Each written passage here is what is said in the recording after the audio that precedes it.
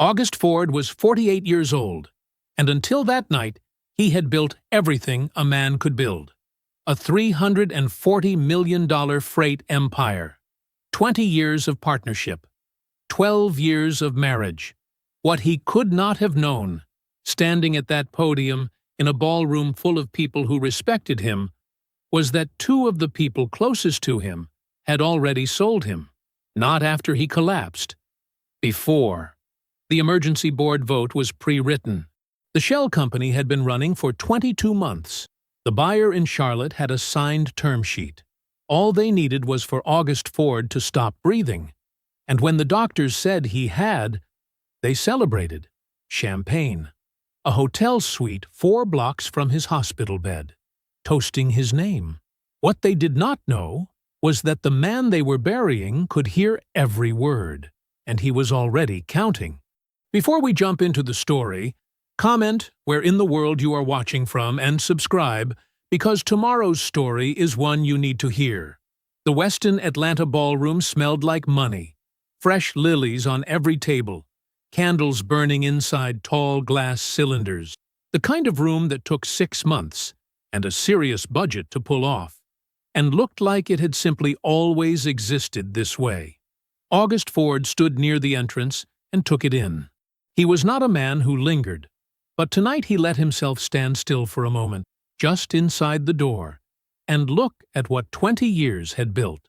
The room held 300 people, politicians in dark suits, executives with firm handshakes and sharper eyes, a junior senator from Georgia who had called August personally to confirm his attendance, journalists from 2 business publications who had been angling for a profile interview for months. August had declined the interviews. He always declined the interviews. He moved through the crowd the way he moved through every room, without hurry, without performance. He was a tall man, broad-shouldered, dressed in a charcoal suit that had been tailored once and worn 100 times, because he had never seen the point in replacing something that still worked. His face was clean-shaven. His handshake was firm and brief. He remembered names without trying, which people always found disarming, and he asked exactly one question per conversation, the kind that required a real answer, before moving on. People noticed him without him demanding it. That was the thing about August Ford. He had never once needed the room to know he was there. He spotted Petra near the far end of the ballroom, close to the bar. She was in a red dress, shoulders bare, her natural hair pinned up in a way that had taken her stylist 2 hours and looked effortless. She was laughing. Her social laugh, the one she deployed at events like a tool, her hand resting on Victor Ashby's forearm. Victor stood beside her with his jacket buttoned and his glass raised, leaning slightly in, saying something that made her tilt her head back. August watched for 3 seconds. No more. Then a hand found his shoulder.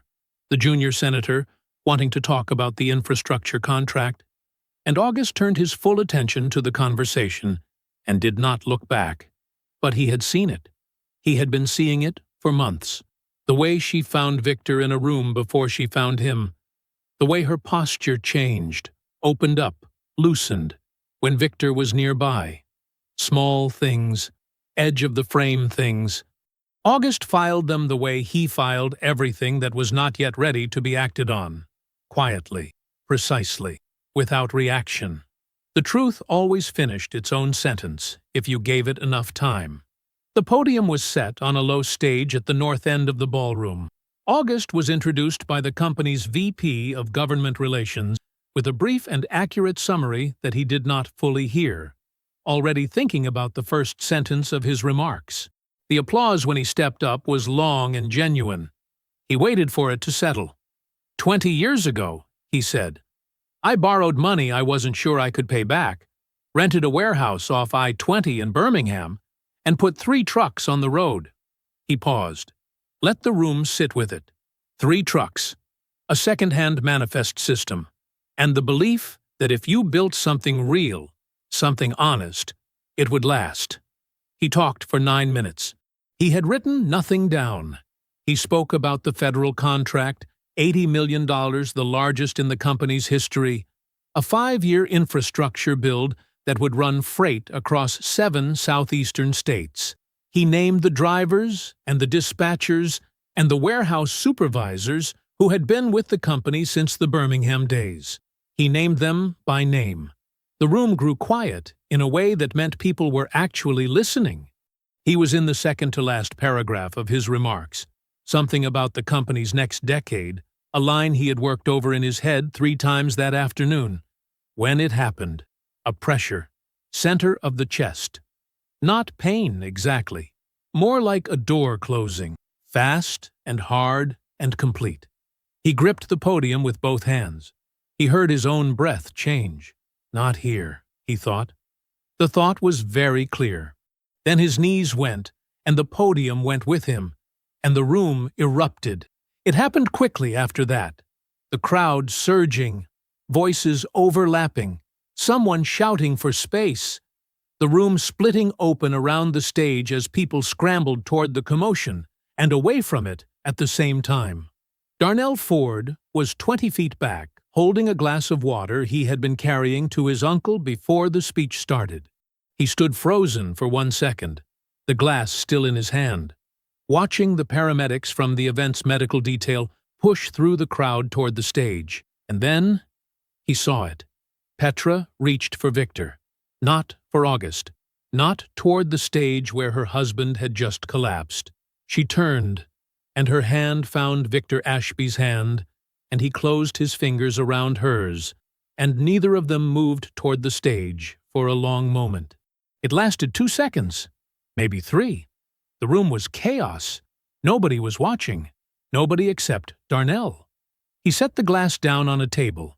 He did not take his eyes off them. Grady Memorial's emergency bay received August Ford at 9:52 p.m. The attending resident on call reviewed the initial scans at 10:34, spoke briefly with the neurology fellow, and pulled up the brain death assessment protocol on his workstation.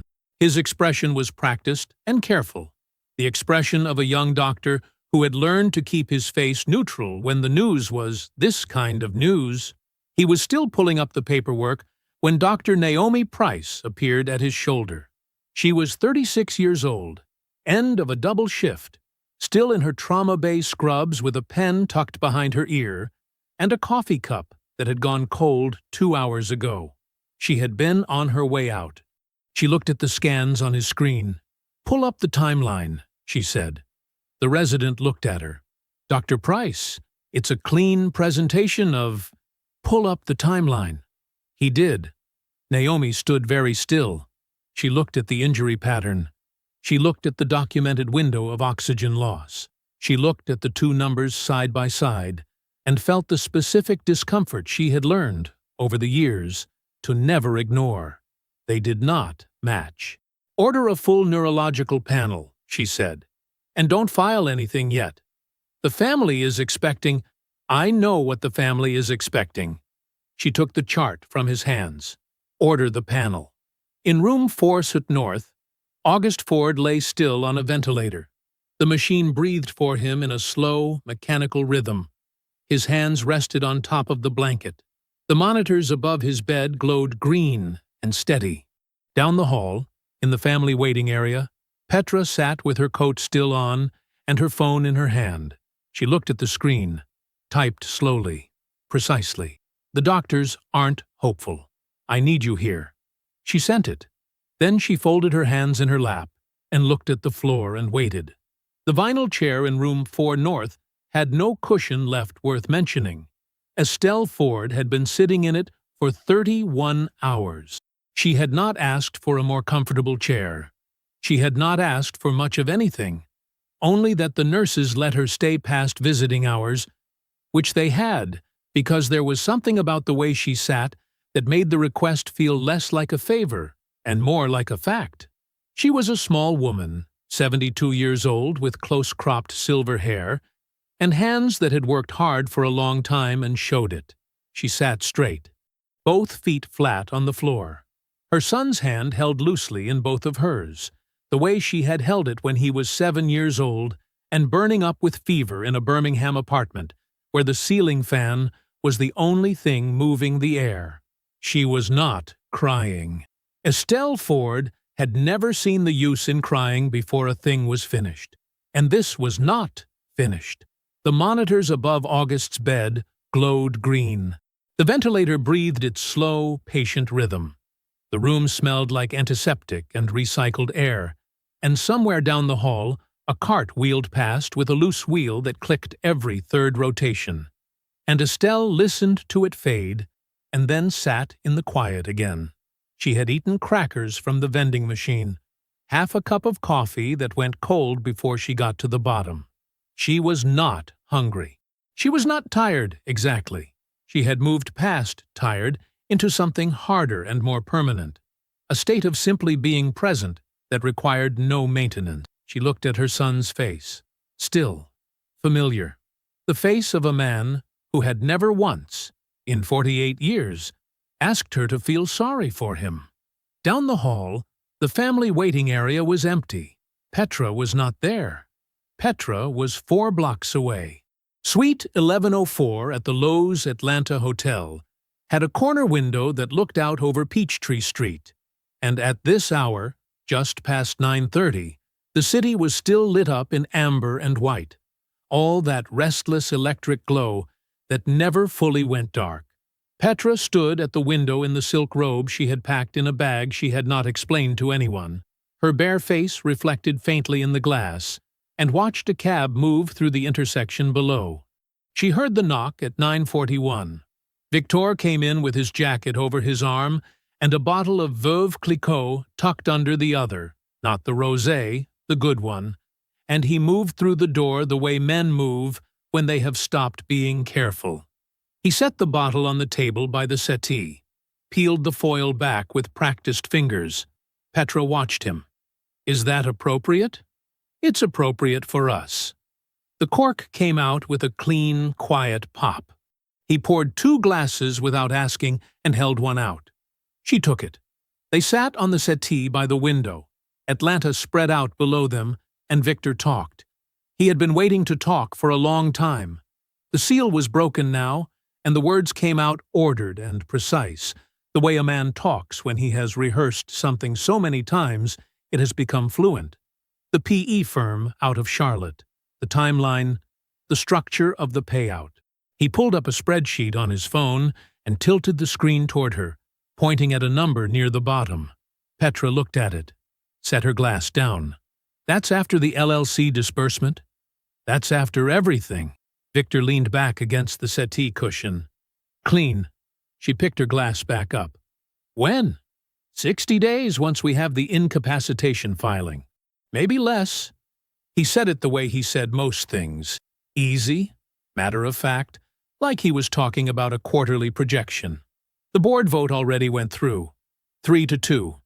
It's done, Petra. I've been running the company for 2 days and nobody has questioned it. The board members have their arrangements. I have mine. She was quiet for a moment. Outside, a siren moved somewhere on Peachtree, rising and then falling away. Neither of them tracked it. The Birmingham properties, she said. Those go first, after probate clears. Already have a buyer. Petra turned her glass slowly in her hand. 8 months she had been looking at properties in Coconut Grove, quietly, from her phone, always in private browser windows, always deleted after. She had a folder of screenshots she had shown no one. A neighborhood she had visited once on a work trip and spent 3 extra days walking, telling August it was a client dinner that ran long. He really thought you were his brother, she said. Not cruel, just observational. The mild wonder of someone noting a thing she had never fully understood. Victor shrugged. August always needed to believe in something. I let him believe in me. He reached for the bottle and topped off his glass. That was his weakness.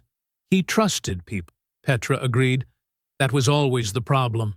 Victor kissed her in the hotel doorway when he left, unhurried, the way a man kisses a woman when he no longer has to watch the clock. He pulled back and looked at her. It's almost over, he said. Good, she said, and closed the door. The emergency board meeting had been held that same afternoon in the Ford Logistics Group conference room on the 14th floor. Victor had called it that morning, framing it in an email to the full board as a continuity of operations necessity. Language careful enough to sound procedural and vague enough to mean almost anything. The room held 7 people when it convened at 2 o'clock. Victor stood at the head of the table in a dark suit, his expression appropriately grave, and presented a restructuring proposal that transferred full operational authority to himself for the duration of the CEO's medical incapacitation. He spoke for 12 minutes. He had slides. 3 board members voted yes. 2 abstained. Victor thanked everyone for their time and adjourned the meeting before anyone could ask a follow-up question. In the back of the room, near the credenza with the water pitchers and the untouched fruit platter, a junior operations employee sat with his hands folded on the table. He had been invited because Victor's assistant had sent the meeting notice to the full company distribution list by mistake, and nobody had thought to rescind it, and nobody had thought to question why he was there. Victor Ashby had never learned his name correctly. Darnell Ford sat still and said nothing for the full 12 minutes. Beneath the table, his phone was recording. He followed Victor out of the building on instinct. He could not have explained it if someone had asked. Only that the man's posture when he left the conference room, loose, relieved, like a person who had just finished a hard thing and found it easier than expected, made something in Darnell's stomach go tight. He kept distance, stayed on the opposite side of the street, watched Victor walk 4 blocks north on Peachtree and disappear through the revolving door of the Loews Atlanta Hotel. Darnell stood on the sidewalk for a moment. Then he walked to the parking garage entrance, found his gray Nissan Sentra on level 2, and sat behind the wheel. He photographed the hotel entrance from the garage opening, time-stamped, clear. Then he sat. He did not fully know what he was doing. He only knew he was not ready to leave. So he stayed for 3 hours in the dim concrete quiet of the garage, watching the entrance, watching the street, watching nothing in particular and everything at once. At 1:14 a.m., he took one final photograph of the hotel entrance. Then he drove back to Grady Memorial and took the elevator to the 4th floor and walked down the hall to room 4 North and sat down in the chair beside Estelle. She looked at him. "What did you see?" He shook his head slowly. "I don't know yet." Estelle turned back to her son. "Then wait until you do." The next morning, Petra arrived at the hospital at 10:15. She was dressed carefully, not the red dress, something quieter, dark slacks and a fitted jacket, her hair down. She moved through the lobby with the composed expression of a woman managing something difficult with dignity. She stopped at the family waiting area on the 3rd floor and sat down across from an older man in a gray suit who opened a leather portfolio when she arrived. He was an estate attorney. His name was on the top of a business card Petra had already been holding when she sat down. She had the documents out before he finished uncapping his pen. Organized in a manila folder, tabbed. She asked about probate timelines. She asked about access to joint accounts during a period of medical incapacitation. She asked whether a verbal declaration from a physician constituted sufficient grounds to begin proceedings, or whether a written assessment from 2 independent doctors was required. The attorney answered her carefully, his eyes moving between her face and the documents, his expression professionally neutral and not quite comfortable. Estelle Ford saw her from across the room. She had come down for coffee. She stood at the edge of the waiting area with her paper cup and looked at her daughter-in-law sitting with a man and a folder full of organized paperwork. And she looked at the way Petra's posture was efficient, purposeful, the posture of someone conducting a task rather than surviving a loss. Estelle said nothing. She did not move closer. She did not make herself known. She simply looked, filed it, and walked back to the elevator. At 11:48 that same morning, the results of Dr. Naomi Price's additional neurological panel came back. She was at her workstation in the attending physician's area, when the notification came through. She opened the file, read the results once, read them again. She set down her coffee. The data was not ambiguous, not a borderline reading, not a fluctuation that required interpretation. What the scan showed was measurable, organized brain activity, patterns that did not exist in a brain that was dead or even dying. They were the patterns of a brain that was present, aware, processing. August Ford was not brain dead. He was locked in, conscious behind a body that could not yet answer. He could hear the ventilator breathing for him. He could hear the monitors. He could hear the nurses changing shifts at the top of the hour. He could hear everything that had been said in that room. Naomi sat very still for a moment. Then she reached for her phone and pulled up the number for the neurologist at Emory she had trained under. She did not hesitate. Dr. Naomi Price did not ask for permission. She called Dr. Marcus Webb at Emory at 11:52 in the morning and told him what she had. He asked 3 questions. She answered all 3. He said he could be at Grady by 2 o'clock. She walked directly from her workstation to the office of Dr. Randall Holt, the chief of neurology, and told him what she had found and what she intended to do about it. Holt leaned back in his chair and looked at her over his reading glasses. Naomi, the original assessment was conducted by... I know who conducted it. Reversing a prognosis of this magnitude creates significant liability exposure for the hospital. You understand that? I understand that a living patient has been assessed as brain dead, she said. I understand that the scans I am looking at do not support that conclusion. And I understand that I am not going to sign documentation I do not believe to be accurate. She paused. Dr. Webb is coming at 2. You can be in the room, or you can read the report afterward. That's your decision. She walked out before he could respond. Dr. Marcus Webb arrived at 1:47 p.m.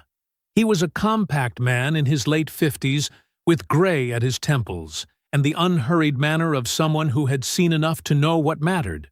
He reviewed Naomi's documentation in a small conference room off the neurology wing, asked her 4 follow-up questions, and then went into August's room alone for 11 minutes. When he came out, his face was composed, but his eyes were alert. Covert consciousness, he said. He said it plainly, without hedging. The cortical activity is not ambiguous. He is processing his environment. Auditory, almost certainly. Possibly more. He looked at Naomi. You were right to call me. The family notification happened in the hallway outside room 4 North. Estelle was there, standing close, her hands folded in front of her. Darnell stood slightly behind her, his jaw tight. A hospital social worker stood to the side, there to assist, saying nothing. Dr. Webb explained what covert consciousness was. He explained that August could not move, could not speak, could not signal in any way that he was aware. He explained that this was not rare, but it was frequently missed. That without the additional neurological panel, without someone looking past the first conclusion, it would have continued to be missed. He explained that the path forward involved careful, monitored rehabilitation, and that outcomes in cases identified this early were meaningfully better than cases identified late, or not at all. What he needs right now, Dr. Webb said, is calm, familiar voices, no distressing information delivered in his presence. He looked at both of them steadily. He is aware of his environment. Everything in that room, he is taking in. Estelle nodded once. Her expression did not change, but she exhaled very slowly through her nose and looked through the glass at her son lying still in the bed, and her hand moved to the wall beside her and rested there. Darnell said nothing. His throat worked. 20 feet down the hall, Petra Ford stood with her phone at her side. She had been there for 3 minutes, arriving just as Dr. Webb began speaking. She had not joined the group. She had stopped walking when she heard his voice carrying in the corridor, and something in his tone made her stay where she was. She heard the phrase, aware of his environment, and the blood left her face in one clean wave. She did not move. She stood very still and let the words rearrange themselves in her mind. And then she began to go back. 72 hours. She went back through all of it. The texts to Victor from the hospital lobby. The doctors aren't hopeful. I need you here. Sent from 30 feet below the floor where August was lying. The estate attorney. The tabbed folder. The questions about probate and joint accounts. Asked in a waiting room 1 floor beneath her husband. Asked with the paperwork already organized. And then the other thing. The thing she had not let herself think about directly since it happened. The second night. Past 2 in the morning. The floor quiet. The lights low. The overnight nurse at the station at the far end of the hall with her back turned. Petra and Victor had come together. No particular reason given. No reason needed. August lay against the pillow, eyes closed, chest rising with the ventilator's rhythm. The monitors cast a faint green light across the room. Petra had stood at the foot of his bed and looked at him the way you look at a problem that is nearly solved. She had said, her voice low and even, "Birmingham properties first. Once probate clears. Victor already has the buyer." Victor had lifted his coffee cup toward the bed. Unhurried, almost amused. "To August Ford," he said quietly. "May he rest well." On the monitor above the bed, August's heart rate had moved. 4 beats per minute. A small climb, a small return. The overnight nurse had glanced at the readout from the doorway and noted a ventilator cycle adjustment in his chart and moved on. Now Petra stood in the hallway and looked through the glass at the stillness of her husband's body. The ventilator, the monitors, the hands that had not moved. She looked at him with new eyes, and she was afraid. Inside room 4 to north, August Ford lay exactly as he had for 3 days. He did not move. He could not. His hands were still. His face was still. The ventilator breathed for him in its slow, mechanical rhythm, and the monitors tracked everything in quiet green lines. But behind his eyes, in the silence no one could reach or read, the man was fully awake. He had heard the coffee cup. He had heard every word, and he had already begun. 3 weeks passed. To anyone watching, a nurse checking his lines, a resident doing rounds, Petra sitting in the chair beside his bed, with her hand over his, August Ford was a man coming back slowly, a man still fragile, still far away. That was exactly what he needed them to see. The recovery moved in small steps, a twitch of his right index finger on day 4. Doctor Price documented it the moment she saw it, noted it in his chart with clinical precision, and said nothing about it to anyone who was not directly involved in his care. On day 9, he began responding to yes-no questions with his eyes. 1 blink for yes, 2 for no. She noted that too. She told the care team. She did not call a press conference. She did not update the family waiting room in the way that would have set phones buzzing and people talking. She was not hiding the truth. She would never falsify a record. But there is a difference between documenting what is real and broadcasting it to people who have not asked the right questions. Dr. Price understood that difference. She had always understood it. By day 16, August could whisper. It cost him something. His throat was raw, and his lungs were still working through the damage, and the words came out slow and thin, like water through a crack in concrete. But they came. The first person he spoke to was not Petra. Estelle was alone with him when it happened. Just past 7 in the morning. The overnight nurse had finished her rounds. The hallway was quiet.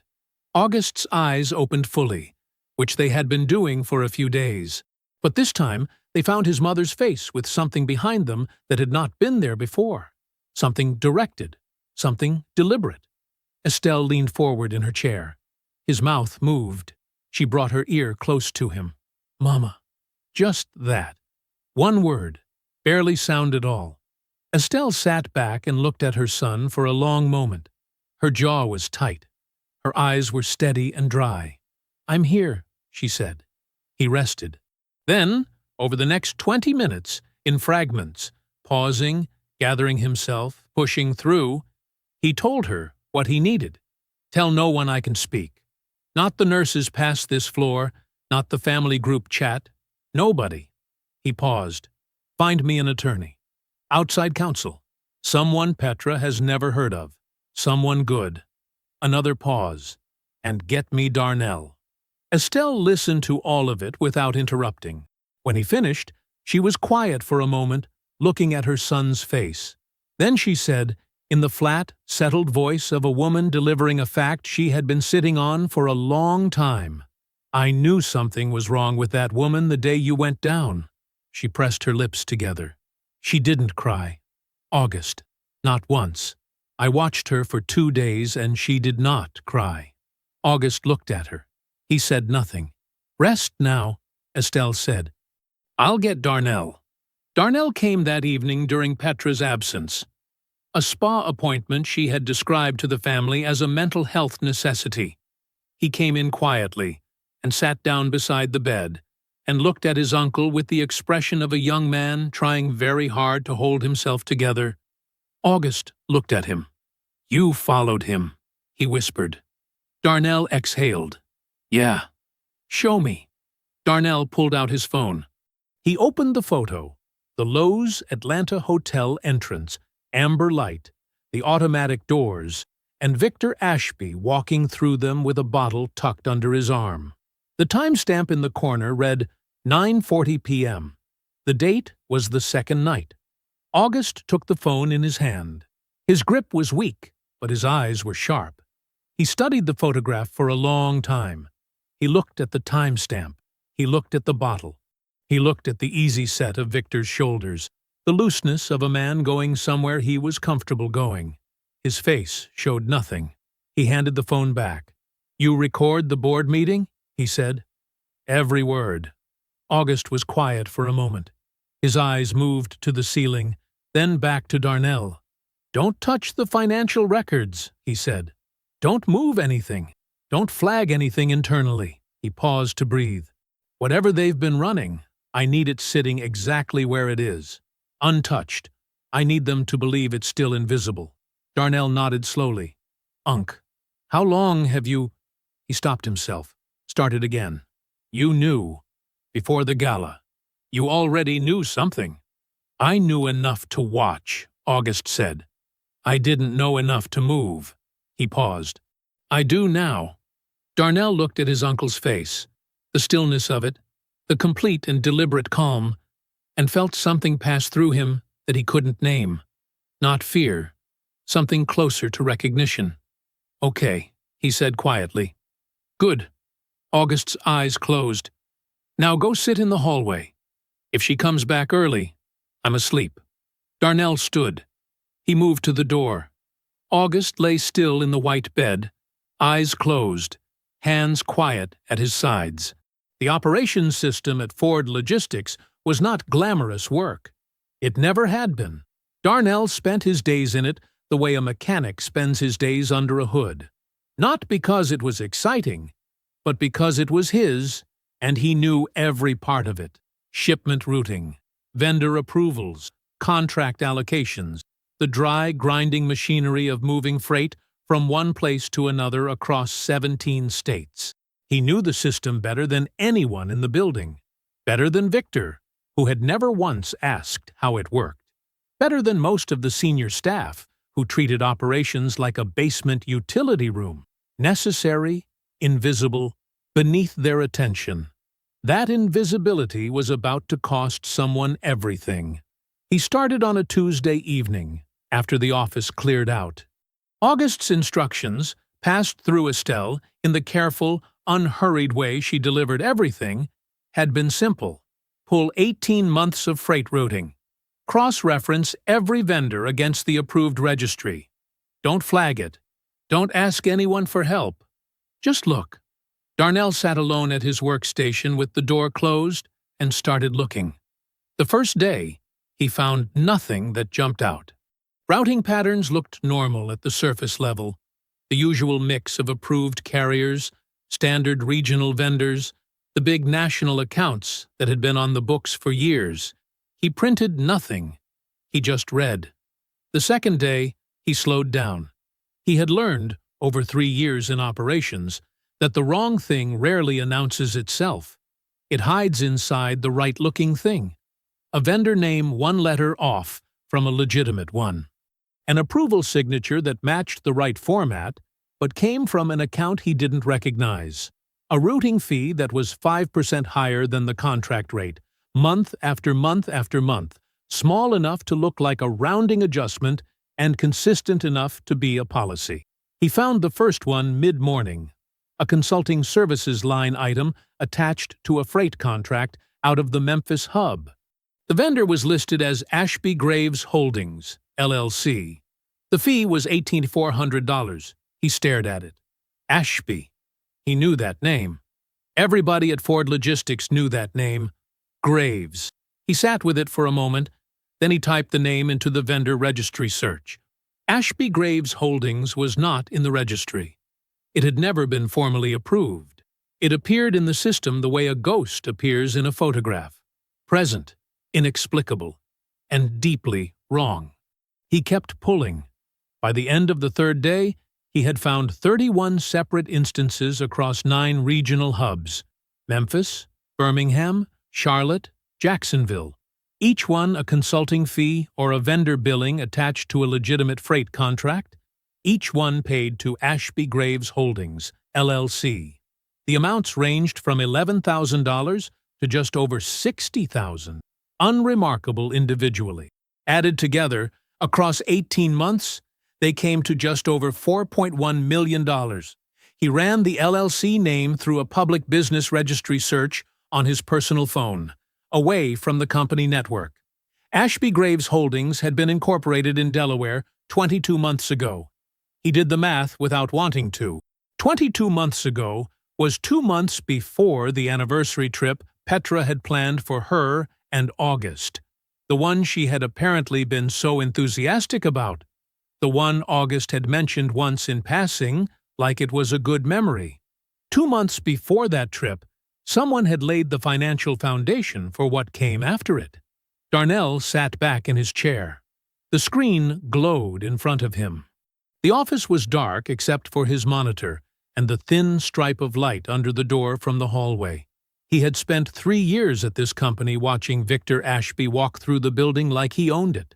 Like the name on the door was a technicality. Like August Ford was a figure on a logo, rather than a man who had built every single thing Victor touched. Now he understood what Victor had actually been doing all that time. This was not an affair with his uncle's wife. That would have been bad enough. This was something colder and more deliberate than that. The affair and the money were the same thing, the same decision, made at the same time, executed over nearly 2 years with the patience and precision of a man who understood supply chains because he had spent 2 decades watching one be built. They had a shared ledger, a shared LLC, a shared exit. August Ford had not just been betrayed by the people closest to him, he had been systematically robbed by them. Darnell printed everything. He did it carefully, during a window when the floor was empty, using the printer in the supply room at the back of the building. He stacked the pages, tapped them straight, and folded the entire set once down the middle. He tucked it inside a plain manila folder and put the folder under his jacket. Then he drove to Grady Memorial. Petra was at her spa appointment. Darnell had confirmed it through Estelle before he left the building. He came in through the side entrance, nodded at the nurse he recognized from the overnight shift, and walked down the hall to room 4 North. August was awake. He was always awake now, though no one outside this floor knew how completely. His eyes tracked to Darnell the moment the door opened. Darnell sat down. He pulled the folder from under his jacket and set it on the bed. August picked it up with both hands. His grip was still recovering, slower than it used to be, not as sure, but his eyes moved across the first page with total focus. He turned each page deliberately. He read everything once, straight through, without going back. Then he folded the papers along the same crease Darnell had made set the folder on his chest, and looked at the ceiling. His face did not change. His hands did not tighten. His breathing did not shift. The monitor beside him held its steady, quiet rhythm. The room was completely silent. After a long moment, he said, "Don't touch any of it. Leave every record exactly where it is." His voice was still thin from the weeks of recovery, but the words were clear. "They think it's buried. Let them keep thinking that." Darnell nodded. He looked at his uncle's face. Then, quietly, "How long did you know? About them? About Petra and Victor?" August didn't answer right away. He kept his eyes on the ceiling. "Long enough," he said. Darnell was quiet for a moment. Then, "Why didn't you say something? Confront them? You could have—" "I'm doing it now," August said. Darnell looked at the folded folder resting still on his uncle's chest. He looked at August's hands lying flat and calm on either side of it. He didn't say anything else. He stood up, tucked his chair back against the wall, and left the room. The door clicked shut behind him. August lay still in the white bed, the folded documents on his chest rising and falling with each quiet breath, his eyes fixed on the ceiling above him. August decided on the pace of his own recovery the way he had always decided everything important. Quietly, alone, and in advance. Dr. Price documented the truth. He would not ask her to do otherwise. Every test result, every neurological assessment, every notation in his chart reflected exactly what was happening.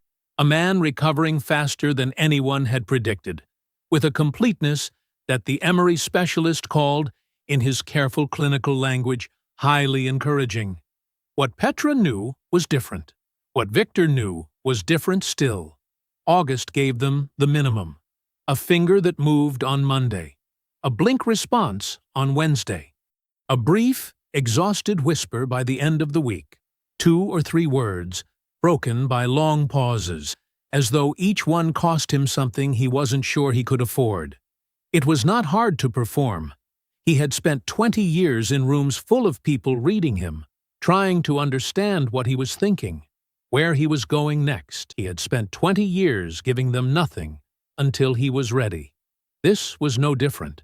Except now he was doing it from a hospital bed, with a monitor beside him and a thin plastic tube still taped to his arm, and the stakes were the highest they had ever been. Petra came more often once he started showing responsiveness. He expected that. He had predicted it exactly.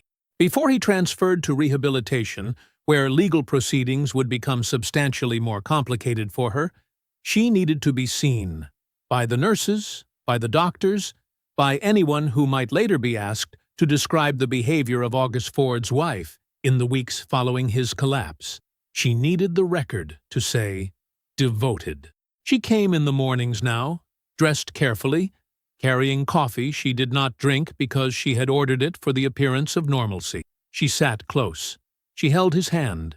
She spoke softly, in the warm, unhurried register of their early years, the Petra he had married, or the very good copy of her that she kept in reserve for exactly these moments.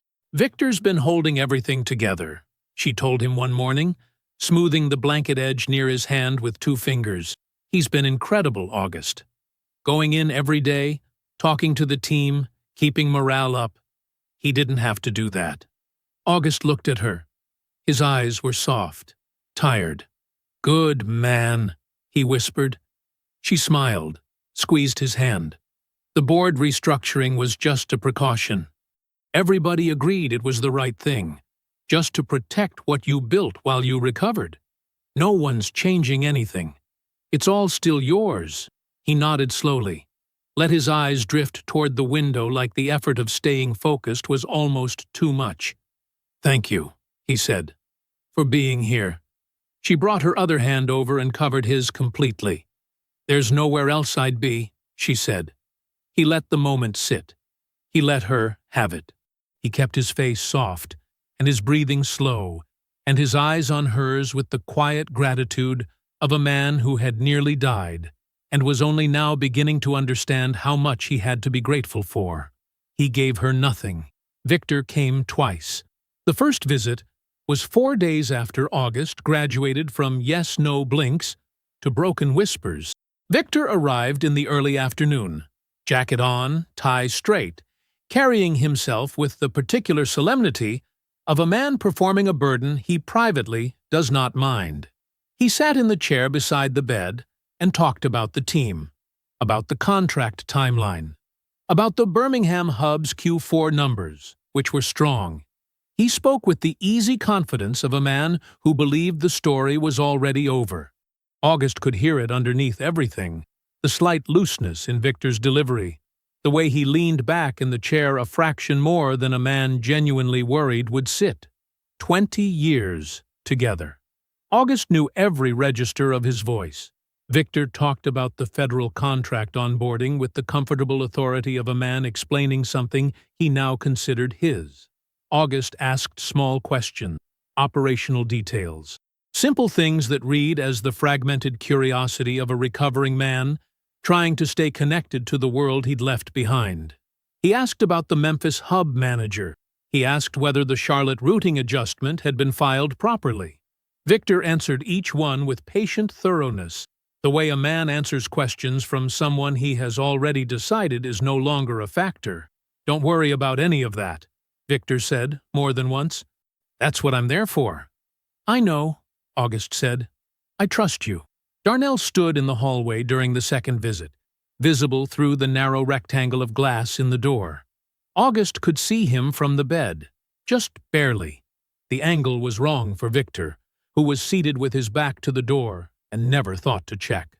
Darnell watched his uncle thank Victor for the 4th time in 20 minutes, watched August's face hold steady through something Darnell could not have sustained for 20 seconds. He stood in the hallway with his arms at his sides and his jaw tight, and he did not move. At the end of the second visit, Victor stood and extended his hand. August took it. Let Victor grip it fully. "Focus on getting better," Victor said. "Don't think about the company." "That's on me." "I appreciate you," August said. Victor nodded. Walked to the door. Left. August watched him go. Then he turned his head slowly toward the window and looked out at the gray Atlanta sky and said nothing at all. Adrienne Locke arrived on a Tuesday. She came during the 2 p.m. slot the nursing staff had blocked for physical therapy, a window Petra knew about, had confirmed that morning with a squeeze of August's hand and a promise to be back by 4. August had nodded, had said, "Take your time." Petra left. 10 minutes later, Darnell walked Adrienne Locke through the side corridor on the 4th floor, past the supply room, and into August's room without stopping at the nurse's station. She was not what people expected when they heard her name. She was not loud. She did not fill rooms with her presence the way Victor filled rooms, with performance and noise and the deliberate occupation of space. She was compact, precise, and dressed in a charcoal suit that cost more than most people guessed. She carried a leather document bag over one shoulder and a legal notebook under her arm. And she looked at August Ford in his hospital bed, the way someone looks at a problem they have already begun solving. She pulled the chair close without being invited to. "Mr. Ford." Her voice was even, professional. No warmth, no formality.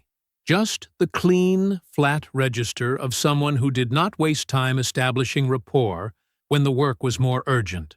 "I've reviewed what your nephew brought me. I have some questions, and then I have something to tell you." August nodded once. She opened the notebook. "For 40 minutes?" she asked. August answered, in full sentences now, though he still kept his voice low from habit more than necessity. He gave her the timeline as he had reconstructed it. The gala, the board meeting Darnell recorded, the Lowe's Hotel, the estate attorney in the waiting room, the 2 a.m. visit to his room. He gave her the behavioral markers, the practiced ease between Petra and Victor at the gala, the body language that did not belong to people who had something to hide, but to people who had already stopped hiding it. He gave her the LLC documentation Darnell had pulled from the vendor records, He gave her all of it, in order, without editorializing. Adrienne wrote. She asked clarifying questions in a flat, steady voice. She did not react to any of it. When he finished, she set the pen down. I ran Victor Ashby's financial trail past the LLC, she said, past the diverted contracts, all the way out.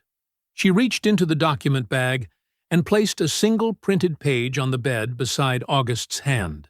Victor Ashby has already sold Ford Logistics Group. The room was quiet. The deal is with a private equity firm out of Charlotte. The term sheet is signed. The structure is complete. The purchase price is $290 million. She let that land. The transaction has one closing condition. 1. August Ford must be either deceased or declared mentally incapacitated and formally removed from the board before the deal can execute. The closing window is 60 days from the night of the gala. She paused. Victor needed 90 days of your absence to make it clean. August did not move. His eyes stayed on her face. Through Ashby Graves Holdings, she continued, structured on paper as a consulting services agreement with the acquiring firm, Victor and Petra stand to collect approximately $90 million combined. On top of Victor's equity payout from the sale itself, the LLC was the vehicle, the affair was the partnership, the consulting agreement was the exit structure. She folded her hands on the notebook. They didn't just plan to take your company. They planned to get paid twice for delivering it. The monitor beside the bed kept its quiet, steady rhythm. August looked at the printed page. He did not pick it up. He looked at it the way he had looked at the LLC documentation Darnell brought him, the way he looked at every number that confirmed something he had already understood, not with surprise, with the still, cold recognition of a man watching a proof complete itself. He had built Ford Logistics Group from Birmingham freight routes and borrowed money and 20 years of decisions that never once prioritized anything over what was right for the company. He had built something worth $340 million, and while he lay on a ventilator with a tube taped to his arm, his business partner and his wife had sold it for $290 million, a discount on his own life's work, paid to people who had been stealing from him for 2 years before his body even hit the floor. The silence stretched. Then Adrienne said, "What do you want to do?" August looked up from the page. He was quiet for a moment, not because he didn't know, because he wanted to say it right. "I want to let them get all the way to the table," he said. "All the way to the edge of it. Every step, every document, every conversation where they think it's already done." He paused. "And then I want to flip it."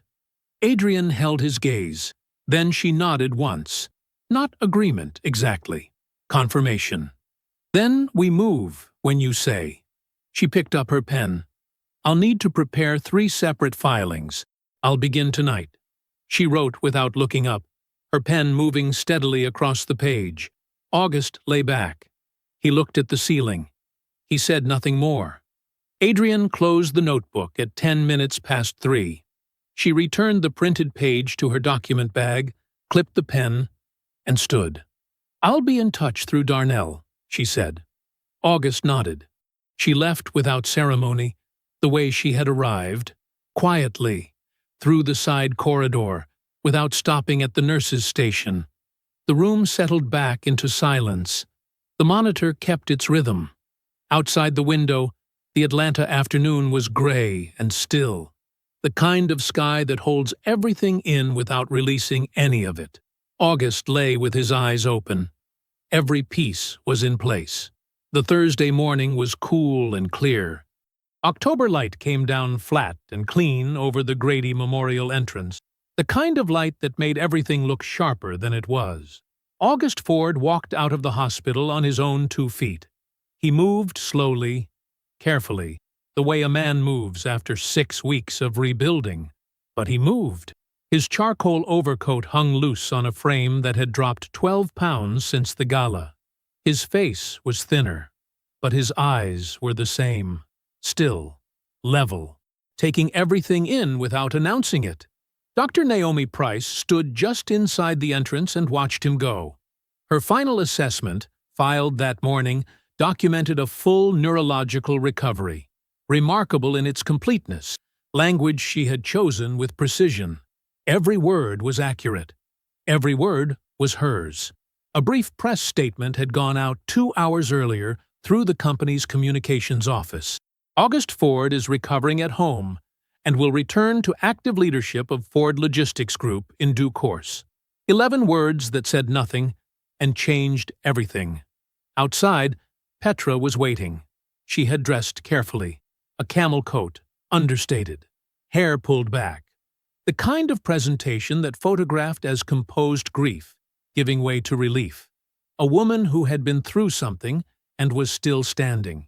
She took his arm with both hands the moment he reached her. Her fingers wrapped around his forearm and held, and she turned her face toward him and smiled in the way she had always been able to smile. Warmly, completely, like there was nothing behind it but the feeling itself. The photographer from the communications team took 3 frames. August looked at the camera. His expression was calm. Petra's hand stayed on his arm for the duration. He let her hold it. Adrienne Locke had been busy. In the 4 days before the discharge, she had filed 3 separate legal actions, each one built on documentation so precise and so thoroughly sourced that the filings read less like accusations than autopsies. The first was a shareholder derivative lawsuit against Victor Ashby, breach of fiduciary duty, citing 18 months of diverted freight contracts, the Ashby Graves Holdings LLC, and the structured consulting agreement with the Charlotte private equity firm.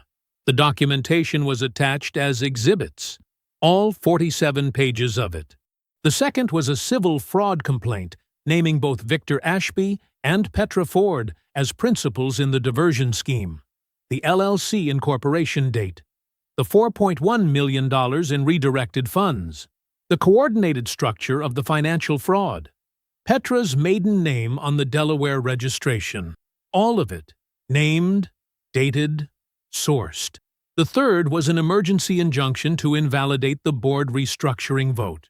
2 of the 3 board members who had voted yes carried undisclosed financial relationships with Victor Ashby, private arrangements that constituted direct conflicts of interest under the company's own governance charter. The vote was procedurally void. The documentation made that case without ambiguity. While Adrienne filed, Darnell moved. He had spent the 3 days before discharge on the phone. Careful, measured calls to the 2 board members who had abstained and the one who had voted no. He did not threaten, he did not persuade. He presented facts and asked a simple question. When the company calls a reconvening under the original governance structure, will you be there? All 3 said yes. All 3 put it in writing. The Charlotte private equity firm received formal notification from Adrienne's office on Wednesday afternoon. The letter was brief. The selling party lacked valid authority to execute the transaction. The board restructuring enabling that authority had been invalidated. Any closed deal would be subject to immediate legal challenge. The firm withdrew by end of business the same day. Their written statement, addressed to Adrienne's office, confirmed full cooperation with any subsequent investigation. They did not mention Victor Ashby's name in the statement. They did not need to. None of this had reached Petra. None of it had reached Victor. August came home to the smell of Estelle's cooking. She had driven up from Birmingham 2 days before, had let herself in with the key she had always kept, the one Petra had never asked her to return, and had filled the kitchen with the food she had been making her son since he was old enough to sit at a table. Cornbread, braised short ribs, a pot of butter beans on the back burner that had been going since morning. He sat down at the kitchen table and ate. He slept in his own bed that night. The bed in the house Petra had been quietly planning to sell for 8 months, and he slept without difficulty, without interruption, through the full dark and into the gray of early morning. He gave Petra 3 days. 3 days of normalcy. 3 days of Petra moving through the house with the careful warmth she had been performing since he first showed signs of responsiveness. 3 days of August saying thank you and eating his mother's food and looking, to anyone watching, like a man focused entirely on the slow work of getting well. He let her feel it. He let the quiet settle over the house like something permanent. On Sunday evening, he picked up his phone. He called Victor first. His voice was warm, easy, the voice of a man who trusted the person on the other end. "I think I'm ready to talk about the company," he said. "Come by the house Tuesday. We'll sit down together, you and me and Petra. Just a family and partnership update before I figure out my return." Victor agreed immediately. He said he was glad to hear August sounding like himself. August said he appreciated everything Victor had done while he was down. Then he called Petra's cell. Same tone, same ease. "I'd like us all in the same room," he said. "Tuesday morning. I think it'll be good." "Of course," Petra said. "Whatever you need." He told her he loved her. She said it back. He ended the call and set the phone on the table in front of him. The kitchen was quiet. Through the doorway, he could hear the low sound of the television in the next room where Estelle was settled for the evening. August sat with his hands flat on the table. He did not move. He did not need to. They arrived together. That was the first thing August clocked. Not the sound of one car in the driveway. 2 doors. Victor's black Escalade pulling in behind Petra's Mercedes, both of them walking up the front path side by side, close enough that their arms nearly touched. August watched from the window. He had wondered about that. Whether they would be careful enough to arrive separately, to maintain the performance right up until they were inside. Whether they still believed there was something to protect. They didn't. They had stopped being careful. The plan had worked, as far as they knew. The company was Victor's. The estate machinery was already turning. August Ford was home recovering, grateful and weak, calling meetings about his return, in a warm, easy voice that confirmed everything they had already decided about who he was. It was already over. They just had to sit through this last part. August let them knock. Darnell opened the door. He said nothing beyond a nod. He stepped back and let them in, and if either of them thought anything about the way he looked at them, flat, steady, a look that gave nothing, they did not show it. The house was quiet. Petra moved through the entryway with the practiced ease of a woman in her own home. She slipped off her coat. She said the house smelled good, and smiled in the direction of the kitchen, where the faint warm scent of Estelle's cornbread still lingered from the morning. Victor came in behind her, jacket on, collar open. The expression of a man arriving at a meeting he has already won. Then he stepped into the living room and stopped. Adrienne Locke sat in the chair by the far window, ankles crossed, a leather portfolio resting closed on her knee. She did not stand. She did not smile. She looked at Victor Ashby with the still, measuring expression of someone who has read every page of every document and has nothing left to be surprised by. Victor's expression didn't fade slowly. It didn't recalibrate or adjust. It simply dropped. A single frame, gone. Replaced by something his charm was not fast enough to cover. He looked at Petra. Petra was already looking at August. August was seated at the head of the dining room table. His hands were folded in front of him. Darnell sat to his left, a laptop open, a thick printed binder beside it. The chair at the near end of the table was empty. August looked at Victor. "Sit down," he said. He did not raise his voice once. He presented it the way he had always presented quarterly numbers, item by item, sourced and sequenced, each fact placed down on the table like a stone. The LLC, Ashby Graves Holdings, incorporated in Delaware. He said the date, 22 months ago. He said Petra's maiden name was on the registration. He let that sit for a moment before he moved on. The diverted contracts, 18 months. Darnell turned the laptop to face the table. The freight routing records were on screen. Clean columns of figures with the shadow billing traced in red. $4.1 million. Victor's jaw tightened. He said nothing yet. The Charlotte deal, the private equity firm. The term sheet, fully structured. August read the closing condition aloud from the document in front of him, in a level voice, without inflection. Seller must demonstrate that August Ford is either deceased or has been removed from the board due to permanent mental incapacitation. He set the page down. Petra made a sound, started to speak. August raised one hand. She stopped. The board vote. The two board members with undisclosed financial arrangements. The charter violations. The procedural defects that rendered the restructuring void from the moment it passed. He laid it all out. He did not editorialize. He did not need to. Petra tried again when he paused to turn a page. Her voice came out too quick, too high. August raised his hand a second time. She closed her mouth. When he was finished, the room was very quiet. Victor sat with his forearms on the table, his weight forward, and he looked at August with the expression of a man running calculations. Then he started talking. His voice rose as he went, controlled at first, then climbing. He called it a value creation strategy. He said that August's incapacitation had created a fiduciary responsibility to consider all available options. He said that everything he did was to protect the company, protect the shareholders, protect the legacy that both of them had built together. He spoke quickly.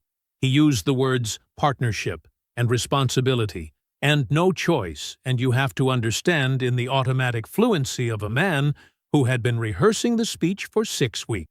August let him finish. The room was quiet again. "You toasted me in my hospital room," August said. 2 in the morning. You raised your coffee cup. His voice did not change. "You thought I was gone." Victor said nothing. "You were wrong." August slid 2 documents across the table. Straight, precise, one after the other. The first landed in front of Petra. Divorce proceedings, filed that morning. The forensic documentation was attached as exhibits. The LLC, the fraud complaint, the full scope of the financial record. The second landed in front of Victor, his removal from the board, termination of partnership, lawsuit notification, asset freeze documentation. Victor stood up hard. His chair scraped back and struck the wall behind him. He said there would be countersuits. He said 20 years counted for something, and August had no idea what he was walking into. His voice was loud now, filling the room, and he pointed once at Adrienne and said he knew exactly what kind of case she thought she was building. Adrienne looked at him without expression. August did not look at him at all. "Leave my house, Victor." Victor left. The front door closed hard behind him. The room settled. Petra sat for a long time without moving. The document in front of her stayed where it had landed. She didn't touch it.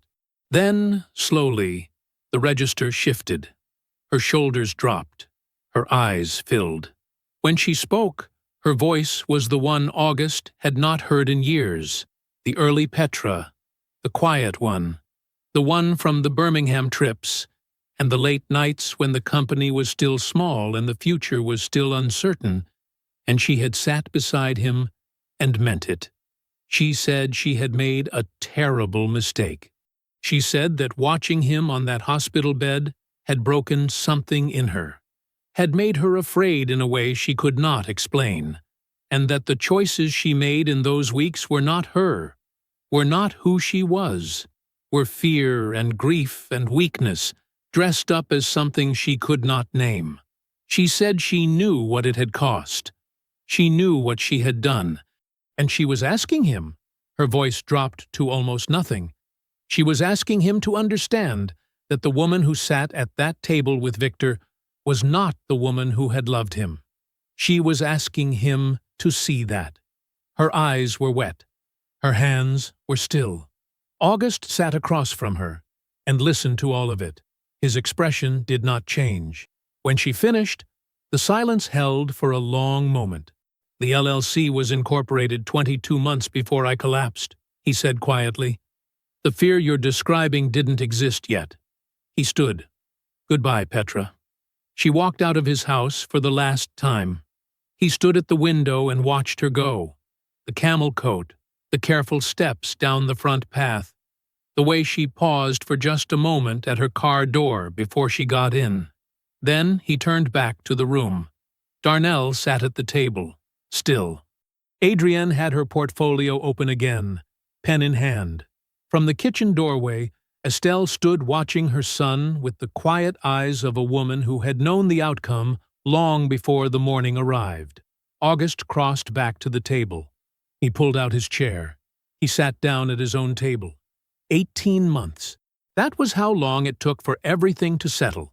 The filings, the countersuits that never materialized, the court dates, the press coverage, the slow exhale of consequence working its way through every room Victor Ashby had ever stood in, and felt confident.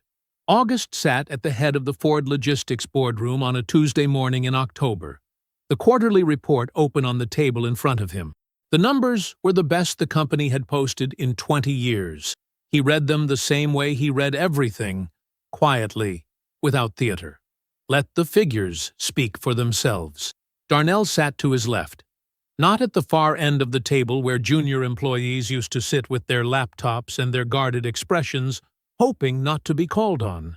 At August's left hand, where the work had earned him the right to sit. Director of Operations. 6 months now. He was still learning the full weight of the role. August watched him carry it and recognized something familiar in the way the boy, the young man, had stopped fidgeting and started listening first. The restructured board filled the remaining chairs. No undisclosed arrangements, no cultivated loyalties purchased over dinners and private financial favors. August had rebuilt it the way he built everything. From the ground, with attention, choosing people whose interests were aligned with the company, rather than with whoever was pouring the wine. Victor Ashby had stood in a courtroom 4 months after leaving August's house, with a slammed door and a rehearsed speech about countersuits. He had looked smaller than August remembered. Not in height. Something else. The particular smallness of a man whose confidence was always borrowed from the assumption that no one was watching closely enough, and who now understood too late that someone had been watching the entire time. The personal liability had exceeded $6 million. The criminal referral to the Georgia Attorney General's office on wire fraud charges sat on top of that, a separate and heavier weight. His political connections, the ones he had spent 20 years cultivating, the ones he considered his real currency, had gone quiet with the speed of people protecting themselves. Nobody in those circles had time for a man whose name was in the financial press for the wrong reasons. The board members who enabled his restructuring vote had settled with the company quickly and privately. Their attorneys had looked at the discovery exposure and made the only rational calculation available to them. The confidential agreements had financial penalties attached. None of them fought it. Petra had not fought either. Her attorneys, good ones, because Petra had always known how to find competent people, reviewed the full scope of the forensic documentation and told her plainly what contesting any element of the proceedings would produce. More discovery, more exposure, more liability beyond the civil fraud complaint already filed against her. She had accepted a settlement that bore no resemblance to the number Victor showed her on his phone in Suite 1104 of the Loews Atlanta Hotel. Premarital assets, a negotiated figure her attorneys called reasonable under the circumstances, which was the legal profession's way of saying, this is what you get when you are on the wrong side of airtight documentation. Ashby Graves Holdings remained frozen. The $4.1 million in diverted funds was subject to full civil recovery, grinding through the courts with the slow, inevitable momentum of a process that had nowhere else to go. Petra had relocated to Miami. No announcement, no statement, no carefully worded social media post about new chapters and fresh starts. She simply withdrew from every Atlanta circle she had spent 12 years building: the charity boards, the event committees, the luncheons and galas, and curated adjacencies to people she had decided mattered, and did not return. August heard, through no deliberate effort of his own, that the Coconut Grove property she had been researching privately for 8 months had turned out to be beyond what she could now afford. He did not think about it for very long. The October Gala was different this year. Fewer politicians. More of the people who had actually built something. Drivers, dispatchers, warehouse supervisors from the Birmingham routes that had been there at the beginning, when Ford Logistics was borrowed money and freight routes, and August's complete refusal to quit. Estelle had flown up from Birmingham. She sat in the third row in a deep burgundy dress, her hands folded in her lap, watching her son at the podium with the expression she had always worn when she watched him. Not proud, exactly. Something older than pride. Recognition. August had already booked his own ticket to Birmingham for the following Thursday. He had been going more often, staying longer. Doctor. Naomi Price sat in the front row, her posture straight, looking mildly uncomfortable with the attention in the way of people who act on principle rather than audience. August had established the endowment 4 days earlier. $500,000 to Grady Memorial's ER residency program, in her name, structured as a permanent annual contribution. She had not asked for it. She had not known it was coming. When he told her, she had looked at him for a moment and then said, with the flat practicality he had come to respect completely, "The residents will use it well." That was enough for both of them.